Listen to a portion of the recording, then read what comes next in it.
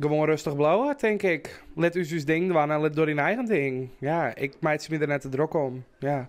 Als het net zinken, zus de kant maar uit. Dat beloof bij. Er komen een soort negatieve reacties op social media over de Pride die dit weekend organiseren wordt in Kolm. Wietse Hoekstra van de Triemen, ook wel bekend als Curvelicious Diamond, is ook onwezig bij de Pride. Hij begreep net waar al deze reacties wij komen.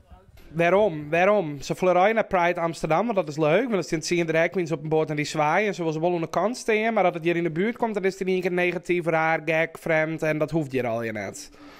Maar het is lieke goed belangrijk voor de mensen die hier binnen om echt vrijheid te kunnen vieren voor waas best, zeg maar. Wietse krijgt in het dijstig Libben ook geregeld haatreacties. Hij beziekt dit zo volle mogelijk te filteren en positief te blijven.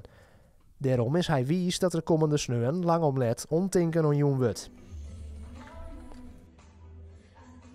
Ik denk dat het een heel belangrijk ding is dat het eindelijk hier in Friesland een beetje onder de aandacht komt, zeg maar. En dat mensen ik zien kennen dat Pride is gewoon een vorm van vieren en vrijheid. En het had niks mee waast best uiteindelijk te meiden. Het gaat meer om wijze wist waast wijze worst. De hoest er net homo of lesbisch of whatever van te wijzen. Dat is gewoon die zelf wijzen. En daar gaat het om. Het is voor iedereen.